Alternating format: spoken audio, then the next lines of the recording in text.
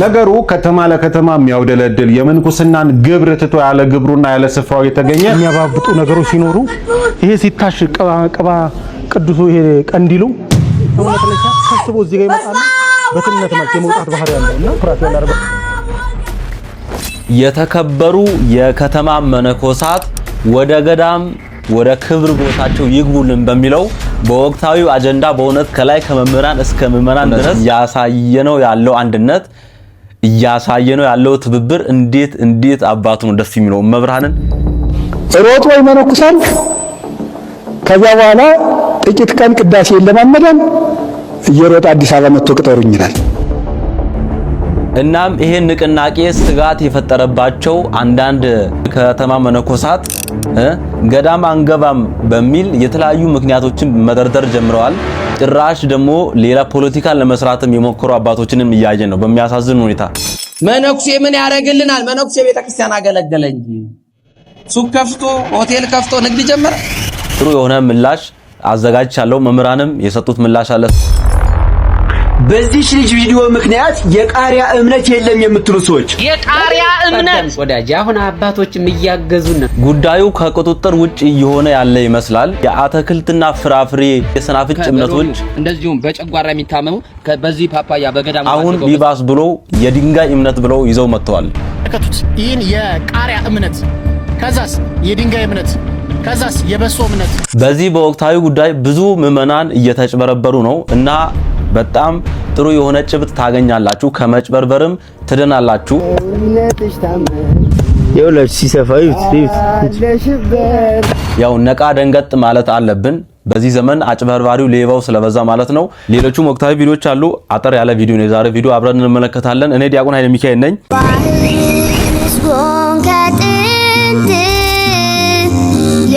የሚያገለግሉ መላእክት ከአድያመ ኢትዮጵያ ይውጣ ስብሐት ወደ አርያም ምስጋና ይብዛ በሰማይ በምድሪቱም ይሁን ሰላም። እጅግ የምወዳችሁ ውድ ቤተሰቦቼ ባለፈው ስለ መነኮሳት ጥሩ አድርገን ተወያይተናል። ያን ቪዲዮ ካያችሁ እና እቺን ቪዲዮ ተመልክተን ሪአክት አድርገን ነበር። ተመልከቷት። እቺን እማሆይ ስትዘፍን ያለ ቪዲዮ ነው እና ምን አይነት ዘመን ላይ ደረስን፣ በጣም አስቀያሚ የሆነ ስራ ነው ምናምን ብለን ብዙ ነገር አውርተን ተወያይተናል እና ያው እኔ ኮሜንታችሁን እንደማነብ አስተያየታችሁንም በጣም እንደምቀበል ታውቃላችሁ። ያው ለናንተ ክብር ስላለኝ ማለት ነው እና ኮሜንታችሁን ሳይ አብዛኞቻችሁ ስትጠቁሙኝ ነበር። ደግሞ እንዴት ደስ በሚል በትትና በአክብሮት ስድብ ሳይኖር ዲያቆን ይሄ ቪዲዮ በትግራይ ጦርነት ጊዜ ወታደሩን ለማነሳሳት የማሆይ ልብስ ለብሳ አርቲስቷ በቲያትር መልክ ያቀረበችው ነው እንጂ ትክክለኛ እማሆይ አይደለችም ምናምን ብላችሁ አርማችሁኛል። እኔም ለካስ አረጋግጥ እውነት ነው፣ ልክ ናችሁ። እማሆይ መስላኝ ነው ያው ጽሁፉ ላይ አያችሁ አይደል? እማሆይ እና ይቅርታ ማለት ፈልጋለሁ። አጣርቼ ማቅረብ ነበረብኝ። ነገር ግን የእማሆይ ልብስ ለብሳ እንዲዘፈን መስፈን አልነበረባትም። የዘፈኑ ፓርት ላይ ቢያንስ አውልቃ ብትዘፍን ኖሮ ይሄ ሁሉ አይመጣም። ብዙዎች በዚህ ተሰናክሏል። እንደኔ ብዙ የተሸወዱ አሉና እኔም አጣርቼ መምጣት ነበረብኝ። ለዛ ነው ይቅርታ ያልኳችሁ። እሷም ደግሞ መነኮሳትን ልብስ ለብሳ ዘፈን መስፈን አልነበረባትም። ብቻ በዚህ ሁኔታ እኔም ተረድቻለሁ። እናንተንም አመሰግናለሁ ስለ ኮሜንታችሁ ማለት ፈልጋለሁ። እሺ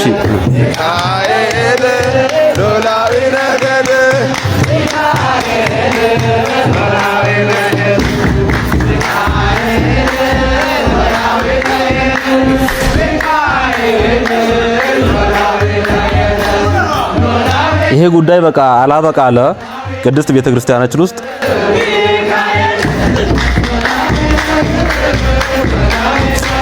መከራችንን አየን። አሁን ምን ይባላል? እሺ አሁን ስንቴ እናውራ፣ ስንቴ እንጩ በዚህ ጉዳይ።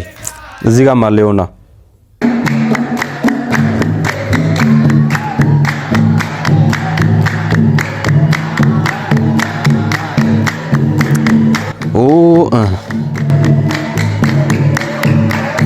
አንዱ እንዲህ ሲሽከረከር ድፍት ብሎ ወርቋል። በቪዲዮ አለ ግን አላሳያችሁም። ምንም አስፈላጊ አይደለም። በተደጋጋሚ በዚህ ጉዳይ ጮህን፣ መምህራን ጮሁ። ምን እንደሚሻል አላውቅም።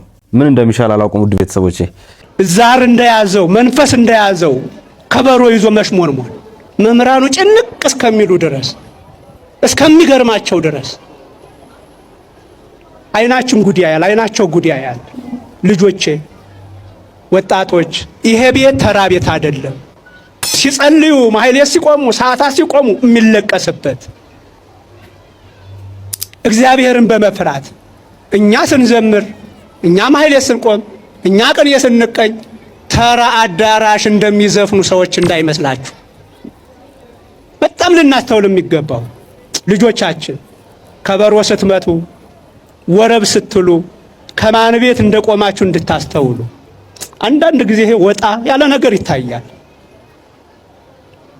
ዛር እንደያዘው መንፈስ እንደያዘው ከበሮ ይዞ መሽሞንሞን ልጆች እንድታስተውሉ።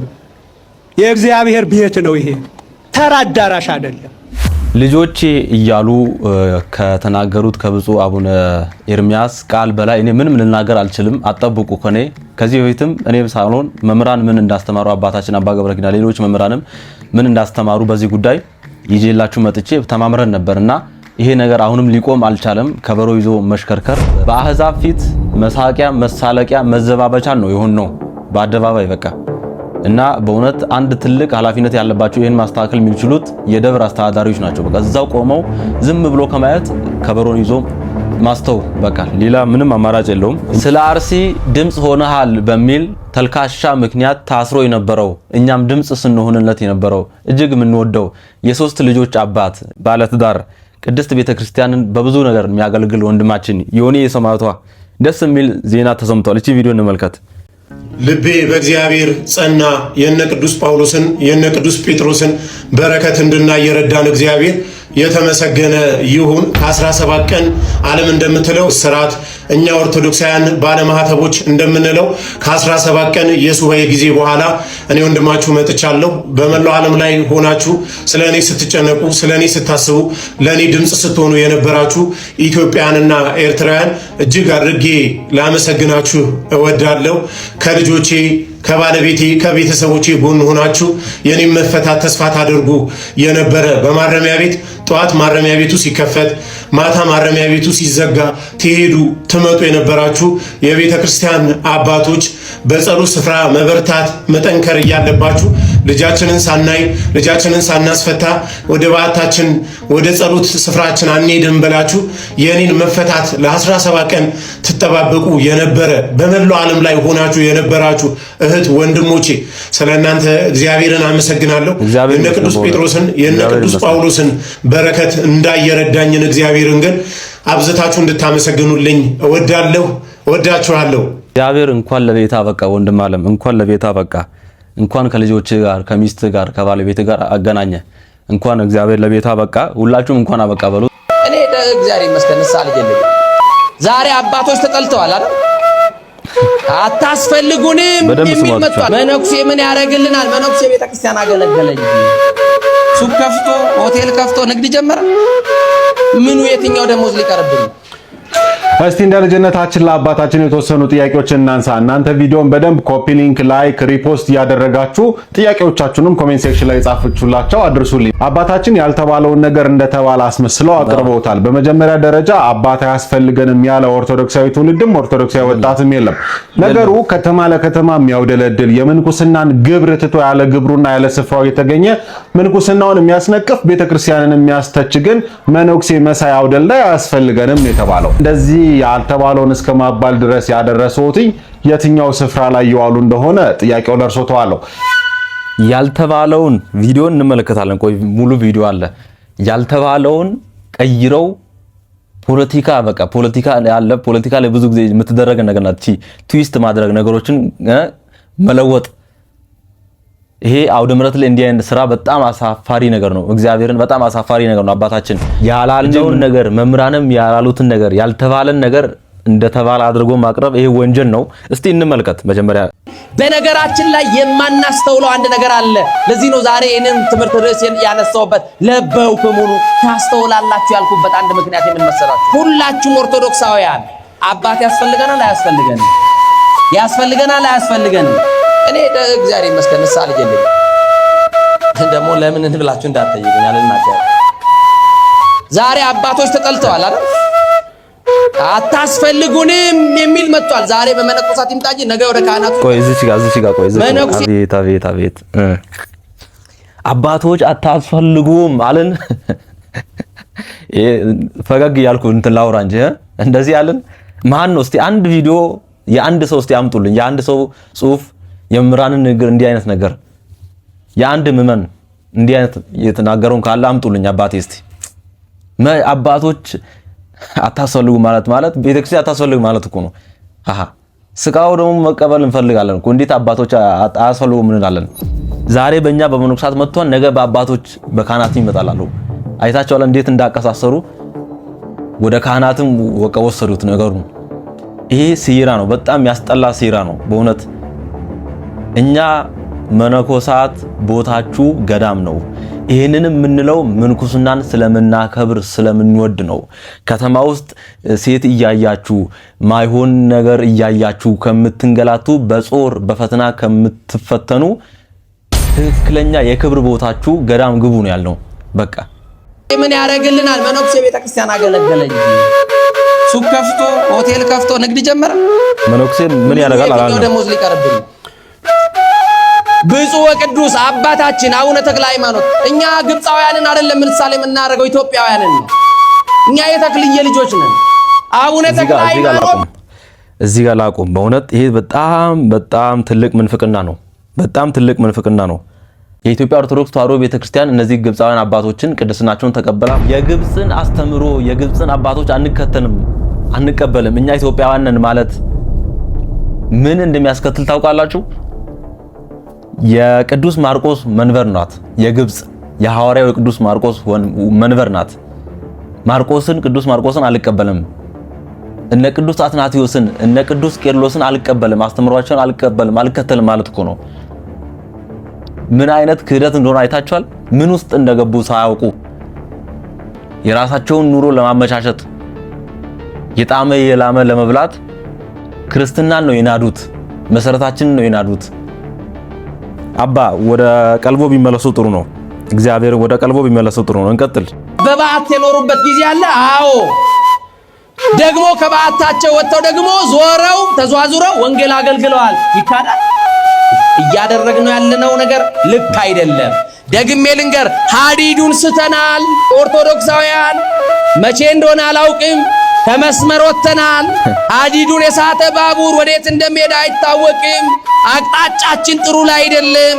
እየሄድንበት ያለው መንገድ ቤተክርስቲያኒቷን ፍጹም የሚያስጠላ ቤተክርስቲያንን አደጋ ላይ የሚጥላት መንገድ ላይ ነው ያለነው።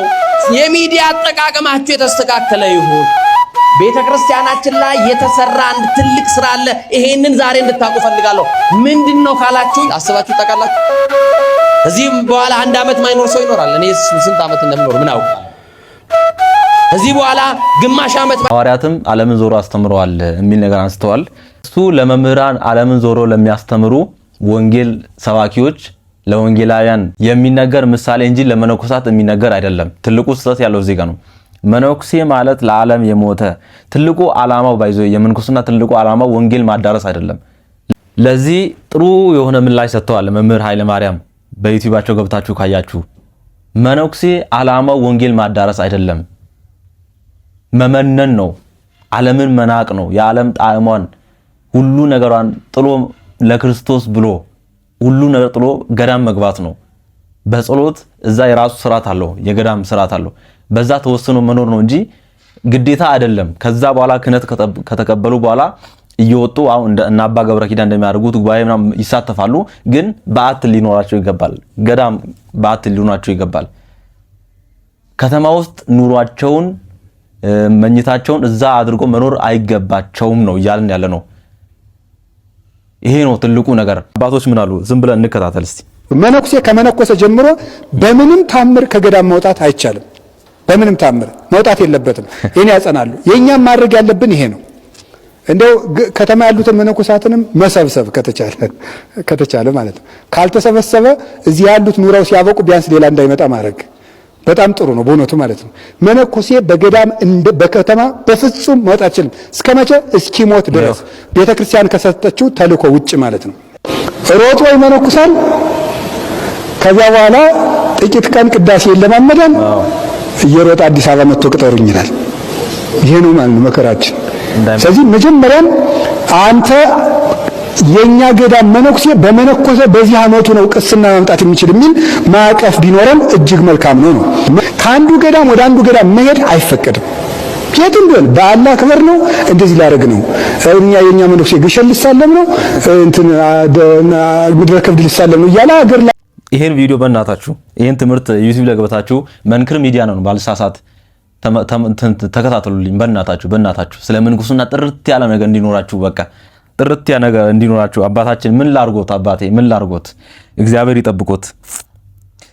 ይጠብቆት። ይሄ ነው እንግዲህ ይሄን ነው እያልን ያለ ነው። ሌላ ምንም አይደለም። በቃ ምንም ማወሳሰብም እንትን ማለትም ከሃዲዱ ወጥተናል። ምዕመናን ሆይ ሃዲዱን ስተናል። ኦርቶዶክሳውያን መቼ እንደሆነ አላውቅም ከመስመር ወጥተናል። ቤተክርስቲያን ወዴት እየሄደች ነው? ወዴትም አትሄድም ቤተክርስቲያን አባቴ። እናንተ ወደ ገዳም ስትሄዱ ሰላማን ታገኛለች። ምንም ሌላ ነገር ማውራት አያስፈልግም። እና እንዲህ አይነት ጉዶችንም እያየ ነው። ይሄን ቪዲዮ ተመልከቱልኝ እስቲ። በጣም አፍራለሁ በእውነት ይሄን ቪዲዮ ሳሳያችሁ፣ ግን ብዙዎች የተቀባበሉት ብዙዎች የሳቁብን ጉዳይ ስለሆነ ነው። እና በዚህ ጋር ልጄ እንደምታየው በእንደዚህ አይነት ሁኔታ ነው እንግዲህ ከሰውነት ላይ የሚወጣው ይታያል። መቼም ይኸው አያችሁ አይደለ?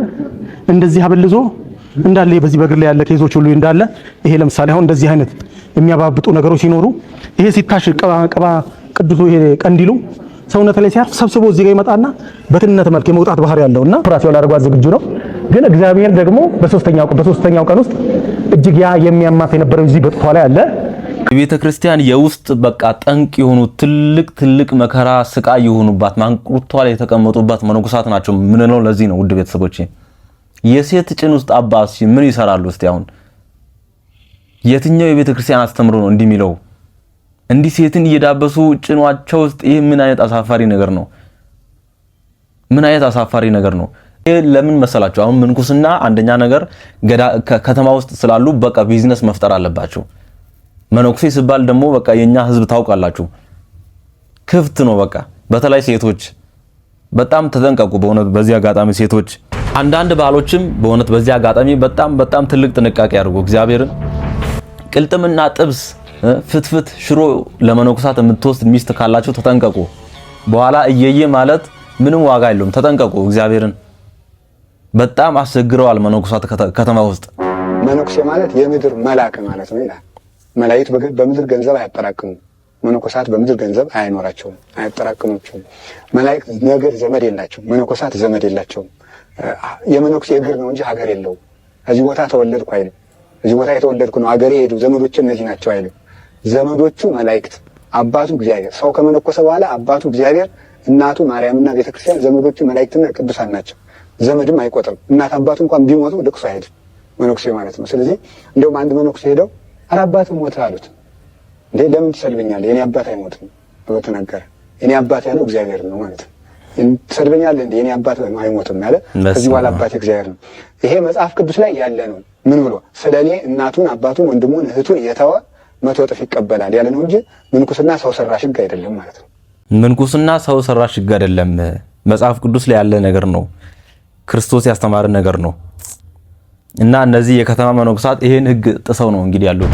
እነሱን ደግፋችሁ የምትከራከሩ ሰዎች መጽሐፍ ቅዱስን እየተቃወማችሁ እንደሆነ አስተውሉ።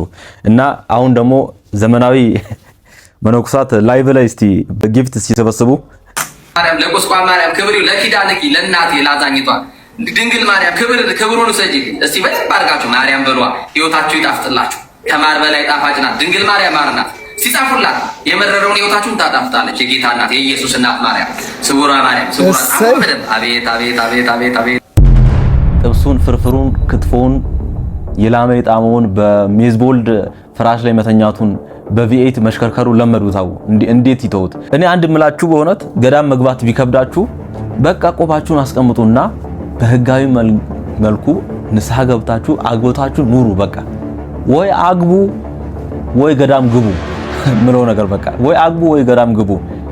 ምዕመናንን አታሰናክሉ። እዚህ ከተማ ውስጥ ሆናችሁ ስርዓተ ምንኩስና አታቃሉ። የማንም መሳቂያን መዘባበቻ አታድርጉ። በየመጠጥ ቤቱ በየጭፈራ ቤቱ እየተገኛችሁ ሴት እያቀፋችሁ ከሴት ጋር እየዞራችሁ አሁን ደግሞ እንዳየነው የሴት ጭን ውስጥ ራሱ እንዲህ አይነት አሳፋሪ ነገር እያደረጋችሁ ከተማ ውስጥ አንያችሁ። በቃ ካልሆነ አግቡ። በቃ አግቡና ውለዱ በስርዓት። በቃ ምን አስጨነቃችሁ እናንተ? በዝሙት ጾር እየተቃጠላችሁ እንዲህ በቃ የማስመሰል ህይወት ከመኖር በሰላም በቃ አግብታችሁ ህጋዊ ሆናችሁ ብትኖሩ አይሻልም?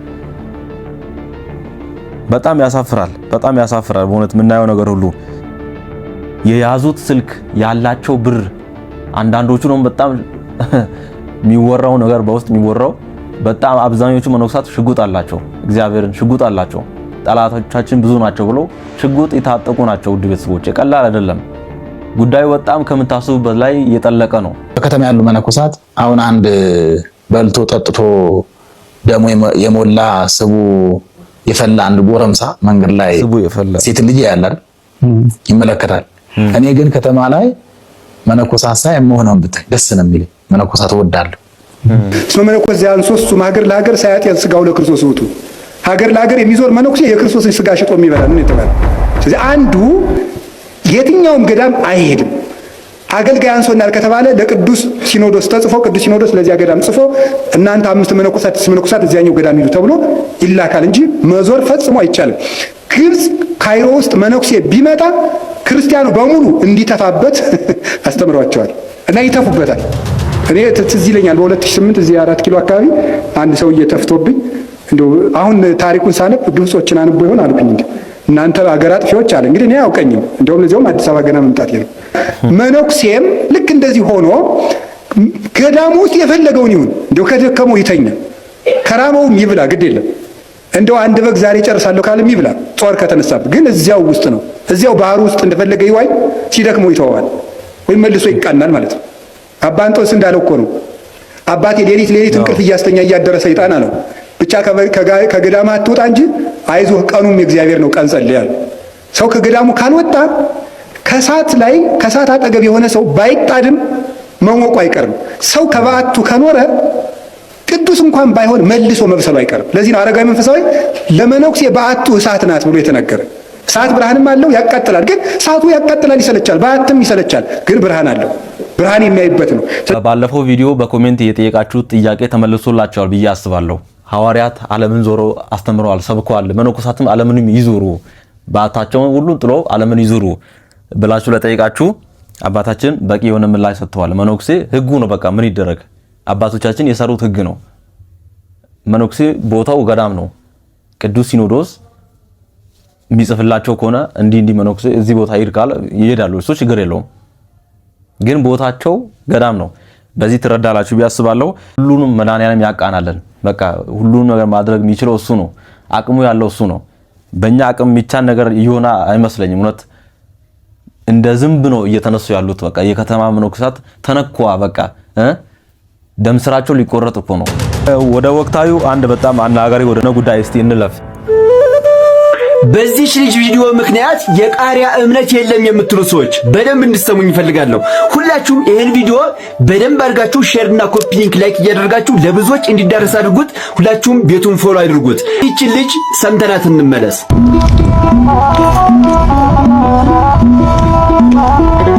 ይሄ የምታዩት ቃሪያ የቲክቶክ ወይም የላይቭ ቅጣት አይደለም፣ የሰማዕቱ የሚናስ እምነት ነው። እኔ የምለው ግን ወዴት እየሄድን ነው ጎበዝ? ቆይ የቅቤው እምነት የበሶ እምነት በሱ እግዚኦ ብለን ሳናበቃ ጭራሽ ደግሞ የቃሪያ እምነት ይዛችሁ መጣችሁ፣ ለዚያውም በታላቁ ሰማዕት በቅዱስ ሚናስ ስም። ኧረ ተው ባካችሁ። ቤተ ክርስቲያንን በዚህ ልክ እንዲጸበሏ መቻነሳት፣ የቦታው አፈር መቻነሰ። ቤተ ክርስቲያን ቆይ ምን ጭማሪ ያስፈልጓል ነው እንደዚህ የሌለ ነገር እየጨማመራችሁ ሰውን ግራ የምታጋቡት? ቆይ ደረባካችሁ ጭራሽ የቃሪያ እምነት እኔ እንጃ። ግን እሺ እስኪ እንዴት እንጠቀመው? ጾማችንን ውለን ከዚያ ቃሪያውን እንዲቆይ ሰው በጨጓራ ህመም አልሞት አላችሁ እንዴ? ኧረ እባካችሁ በዚህ ልክማ ማለት ነው በጣም ይከብዳል። እውነት እኔ እንጃ ምን እንደምል ቃላት የለኝም።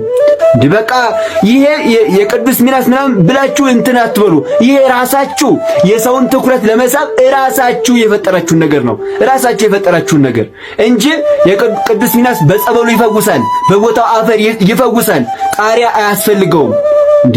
ቃሪያውን ለምግብነት ተውት። ሰውን ግራ አታጋቡት እባካችሁ። እኔ እንጃ ምን እንደምል አላውቅም። እስኪ እናንተን አስተያየት ኮሜንት ላይ አስቀምጡ። ኦርቶዶክስ እንዲህ ናት እንዴ ምናምን እያስባለ ያለ የዘመናችን ትልቁ ፈተናና መከራ ሆኗል። ውድ ቤተሰቦቼ ከመነኮሳት ቀጥሎ ይሄ ነው መከራ ሆኗል። ይሄ እምነትን በመጠቀም በቃ ለሽቀላ እያመቻቹ እዚህ ጋር ደግሞ የድንጋይ ይታየኛል። ምን እንዳመጣው የሁላችሁ የሚወጣው በስመ አብ የሁላችሁ ይሉ እግዚአብሔር ቤተሰቦች እንዴት እንደሚያስፈራ ይሁት በስመ አብ እንደመጣው ቀስያል በስመ አብ ዝናሽ በዓለም ተሰማ ታላቅ በሆነ እምነትሽ ታመን የሁላችሁ ሲሰፋ ይሁት አደራ ምን አይል እንዳመጣ እናቴ ክብርሽን አንግሼ በስመ አብ ታድርሽ እናቴ እዚህ ጋር ማለ እሺ ያልሽው አደራ ቆይ ፍስለው እንትን በእጃት ነው እዩት። የሉል እግዚአብሔር ቤተሰቦች እዩት ሲሰፋ እዩት። በጣም ከአይምሮ በላይ ነው። እናቴ ጁሩ አርሲ ነበላያ ድክም ብለውብናል። እግዚአብሔር ይመስገን። እዩት ሲሰፋ እዩት ናቀርብላቸው እንዴት እየሰፋ እንደሄደ እዩት። እናቴ ክብርሽን አንግሺ በጣም በበላሃት ነው እየመቱ ያሉት። እናቴ ጁሩ አርሴማ ዝናሽ በጣም ነው ጊዜ የሚወስደው። ቪዲዮ እንዳየሁት እንባዬ መጥቷል። እመቤቴን እስኪ እንመልከተው አብረን። ጁሯ እመቤት ልጆች ይኸው የምታዩት የእናታችን የሰማዕቷ የጁሯ ቅድስት አርሴማ የቃል ኪዳን የዘባባ እምነት ነው ያወጣ ነው ዛሬ እንደሰማችሁት ነው። እንግዲህ ደግሞ የድንጋይ እምነት መጥቷል ማለት ነው። እመብርሃንን ነው የምላችሁ። በቃ እንደዚህ አይነት ነገር ሳይ በጣም ነው ማለት ቤተ ክርስቲያን ባለቤት የላትም ወይ እስከማለት ድረስ ማለት ነው። በቃ ክርስቶስ የመሰረተው ወንጌል የት ሄደ? ሐዋርያት የሰበኩት ወንጌል የት ሄደ? በቃ ሐዋርያት የሰበኩት ክርስቶስ የት ሄደ? አባቶቻችን ያቆዩን የቤተ ክርስቲያን ስርዓት የት ሄደ? በጣም ነው የሚያሳዝነኝ። ለምን እንደሆነ ታውቃላችሁ? እቺ ቅድስት ቤተ ክርስቲያን እኛ ኦርቶዶክሳዊ ተዋህዶን ስንከተል በኢየሱስ ክርስቶስ ስናምን እናውቃለን። አባቶቻችን የተከተሉትን እምነት የተጠቀሙትን ጥቅም እናውቃለን። ክርስቶስን አምነው በአንበሳ ጉድጓድ ተጥለዋል፣ ምንም አልሆኑ። በእሳት ተጥለዋል፣ ምንም አልሆኑ። በሰይፍ መካከል ሂደዋል፣ ምንም አልሆኑ። መርዝ ቢጠጡ ምንም አልሆኑ። ግን የክርስቶስን አዳኝነት ረስተን በዚህ ልክ በቁሳቁስ ማጭበርበር እናንተ እንዲሁ በቀላሉ ስለምትጭበርበሩ እንዲያ ነገር እየበዙ ያሉት ሌላ ምንም ነገር የለም። በቃ እየበዙ ነገር የተለያየ ነገር አሁንም ይመጣል። በቃ እናንተ እንዲህ በቃ በቀላሉ ማኒፑሌት የምትደረጉ በቀላሉ በቃ ሸብረክ የምትሩ ከሆነ ገና የብዙ ነገር በጣም ጸያፍ የሆኑ እምነቶችም ይመጣሉ። መድኃኒዓለምን ይሄን ተቀባ ሲባልም ልትቀቡ ትችላላችሁ። እና በጣም በቃ ብር ለመሰብሰብ ትኩረት ለመሳብ እየተደረገ ያለው ነገር ተስፋ ያስቆርጣል። አንዳንድ ድክም ያደርጋሉ። እዚህ ጋር ደግሞ አባ ሕርያቆስ የሚባለው አባት አሁንም እስቲ በሌላ ነገር መጥተዋል። ይገርማችኋል። ዳቢውን እየበላው ነው እና ደግሞ ላስቀናችሁ አይደለም። ይሄ ፈዋሽ የሎሚ እምነታቸው ነው። የብፁዕ ቅዱስ ብርሃነ ዓለም አቡነ ተክለ ሃይማኖት ልጆች የተለያየ በሽታ ትፈወሱበታላችሁ። ልክ በአቡነ ሀብተ ማርያም የሎሚ እምነት ብዙዎች ከካንሰር እንደሚፈወሱት በዚህ በማመንጫ ተክለ ሃይማኖት አንድነት ገዳም ደግሞ በሎሚው እንደዚሁም በጨጓራ የሚታመሙ በዚህ ፓፓያ በገዳሙ ባደገው በጸበሉ ባደገው ፓፓያ ከብዙዎች ከጨጓራ ከተለያየ ህመም እየተፈወሱ ይገኛሉ።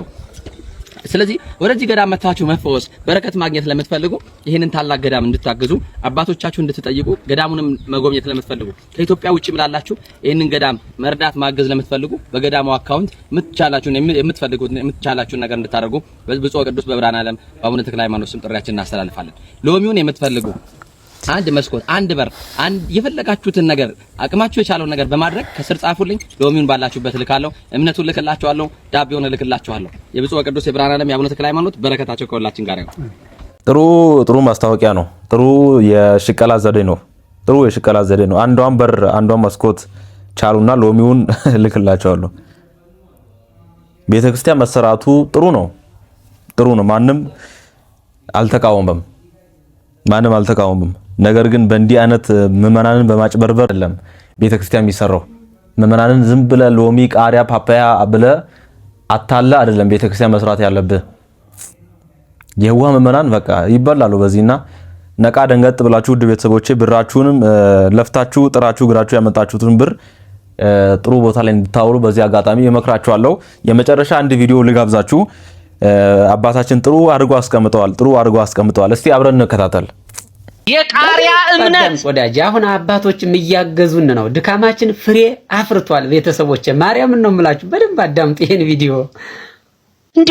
እንዴት ቢንቁነ ነው ግን የቃሪያ እምነት ከአባቴ ጓሮ የሚቆረጥ ቃሪያ ሰብስቦ እምነት ነው እያለ ሲያበላህ በባዶ ሆድ አሜን ብለህ የምትቀበል እንዴት ቢንቁነ ነው ግን እንዴ! የቃሪያ እምነት የሰናፍጭ እምነት ይሄ ንቀት እኮ ነው።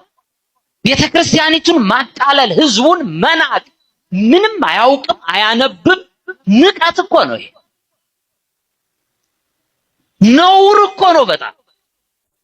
ቃሪያ ከአባቴ ማሳ እኮ ነው የሚበቅለው። ሰናፍጭ፣ ማር፣ ቅቤ እነዚህ እኮ ስርዓተ ምግቦች ናቸው። ከሃይማኖት ጋር የማይገናኙ እምነት እያሉ ሲሰጡ ዳቦ እንዲህ አርገው ይከምሩና መስቀል መሃል ላይ አርገው እግዚኦ እያሉ ይዞራሉ። ደግሞ ይሄ ሁሉ ማታለያ፣ የህዝቡን ስነ ልቦና ቶርች ማድረጊያ። አስቀድሰህ የተቀደሰበትን ጸበል የታጠነበትን ማይጠንት ተቀብተህ ቤትህን አትገባም። እምነት ካለህ አትድንም።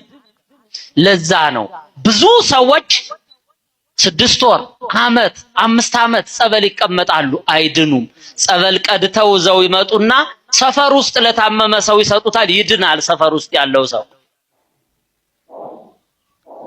እና ይሄ ትልቅ ንቀት ነው። ለኦርቶዶክሳውያን ትልቅ ንቀት ነው። ለቤተ ክርስቲያን ትልቅ ማዋረድ ነው። ከስርዓት የወጣ ያፈነገጠ በባዶ ሆድ አይደለም ቃሪያ ከእንጀራ ጋር ተበልቶም ጨጓራሚያም ይመስለኛል፣ ያቃጥላል። እና አክሱም ጽዮን እንደዛ አይደለችም፣ ደብረ ዳሞ እንደዛ አይደለም፣ ደብረ ሊባኖስ እንደዛ አይደለም፣ ዝቋላም እንደዛ አይደለም። እነዚህን ጉደኞች ከየት ነው ያመጣብን እግዚአብሔር? አትጋለጡ፣ ራሳችሁን ጠብቁ። ከእግዚአብሔርም ከሰውም ሳትሆኑ ትቀራላችሁ። ይሄ ባለ ትዳር በትዳሩ ቢኖር ምን ነበረበት? ሱባኤ ልገባ ነው ብሎ ሄደ በየተራ፣ እሷም ትሄዳለች እሱም ይሄዳል። አጋንንት ተገለጠለት። ሚስትህ የወለደቻቸው ካንተ አይደለም ነው ያለው። እንደመጣ ሚስቱን ምን እንዳላት መምህር ነግረዋቸዋል። እየነገረቻቸው ተውኝ፣ ይሄ ሰው ተቀይሮብኛል ይቅርብኝ እያለች ነው። ገልግለው አስገብተው በጥይት ገደላት። የሱባኤው ውጤት እንግዲህ ይሄ ነው የሆነው። ያለ አቅማችሁ ያለ ችሎታችሁ እንደዛ ያለ ፈተና ውስጥ አትጋለጡ። በልክና በስርዓት ኑሩ። አባታችን ቃለ ሕይወት ያሰማልን። ድካሜ ብዙዎች ቢሰድቡኝም ብዙዎች ቢያንጓጥጡኝም ብዙዎች እንደሌላ እንደ መናፍቅ ቢያዩኝም ድካሜ ግን ፍሬ አፍርቷል። አባቶች እየሰሙኝ ነው ማለት ነው። ድካማችን ፍሬ አፍርቶ እናንተም ሼር ኮፒ ሊንክ በማድረግ ሐሳቡን ለብዙዎች አጋርቷችኋል። ብዙዎችም ነቅተዋልና አባቶችም እንዲደፍረው በአደባባይ መናገር ጀምረዋል። እኛ ገዳማቱን እየተቃወምን አይደለም፣ እነ ስውሯ ማርያምን እነ ሰሚነሽን እየተቃወምን አይደለም። ስርዓቱን ነው። የቅቤ እምነት የሚባል ነገር የለም። ቅቤ በግላቸው መሸጥ ይችላሉ፣ እምነት ነው ተብሎ ግን መሸጥ የለበትም። ምዕመናኑ መንቃት አለበት ነው እኔ ስታገል የነበረውና ብዙዎች እየተጋሩት ነው ሐሳቡን። አባታችን እንግዲህ የኔን ሐሳብ ስደክምበት የከረምኩትን ሐሳብ ሙሉውን የሰናፍጩ አልቀረ ምኑ አልቀረ ቃሪያው አልቀረ ሁሉንም ዘርዝረው አስረድተዋል ማለት ነው። ልክ እንዳልሆነ ብዙዎቻችሁ ታውቁታላችሁ። አባቶችም ቢሆን ግን ደግሞ በምንም እየተያዛችሁ አፋችሁን እየያዛችሁ እንጂ ልክ እንዳልሆነ ይታወቃል። አሁን የስውሯ ማርያም ቅቤ አንድ ሰው ታሞም እንደው ልሞት ነው ቢል እንኳን በአብይ ጾም አይሰጥም ማለት ነው። ምክንያቱም በአብይ ጾም ቅቤ ስለማይበላ። ስለዚህ እኛ በጾም የሚከለከል በሚበላበት ቀን ደግሞ የሚበላ እምነት የለንም። እምነት ካለን ባፈሩም መዳን እንችላለን፣ በቅዳሴ ጸበሉም አባታችን እንዳሉት መዳን እንችላለን ማለት ነው። ምእመናን መንቃት አለብን። እኛ ሰዎቹ ማስቆም ሳይሆን ስራችን ምእመናኑን ማንቃት፣ የሚሸወደውን ህዝብ ማንቃት። ዛሬ በ150 ብር የገዛው ቂቤ 150 ሺህ ብር ቢገባ ድሃ ይሞታል፣ ሀብታሞች ደግሞ ይድናሉ ማለት ነው። ስለዚህ ቤተክርስቲያኒቷ ፍትሃዊ ወደ አለመሆን እንሰዳታለን ማለት ነውና ይሄን ሐሳብ ለብዙዎች አድርሱልኝ። የሚሸጥ እምነት የለንም። ይሄ በኮሜንት የምትጽፉልኝ ነው። የሚሸጥ እምነት የለንም። የቃሪያ የበሶ የሰናፍጭ የሚባል የባልትናዎች እምነቶች የሉንም። ይሄን አስምሩበት። አባታችን ክፉ አይንካዎት፣ መድኃኔዓለም በእድሜ በጤና በጸጋ ይጠብቆት። ምንም እሳቸው ለሚጨምረውም ነገር የለም። ዘመኑን መዋጀት አለብን፣ ነቃ ደንገጥ ማለት አለብን። በዚህ ቻናል የሁሉ ጊዜ ስራዬም ይሄ ነው። ወቅታዊ ጉዳዮችን የቤተክርስቲያን ጉዳዮችን ለእናንተ ማድረስ ነው። ትክክለኛው ማለት ነው። ሁሌም በቃ ትክክለኛው ለእናንተ ይዤ መምጣት ነው ስራዬ። እኔም ለራሴም እየተማርኩ አብረን ነው የምንማማረውና አባቶች የሚሉትን መስማት አለብን። እንጠንቀቅ። መከራውን አሳልፎ ደጉን ጊዜ ያምጣልን። በቀጣይ በሰላም ያገናኛል። አስተማሪ ጠቃሚ የሆኑ ሌሎች ቪዲዮዎችን ከዚህ ቤት የሰራዎቸውን ለማየት ስክሪኑ ላይ የሚመጡላችሁን ቪዲዮዎች ክሊክ አድርጋችሁ እዛው እንገናኝ። እኛ ሰላም ያለው ከቤት ነው። እርዳኛ ልናወጽ ለምንሃለው። እርዳኛ ልናወጽ ለምንሃለው።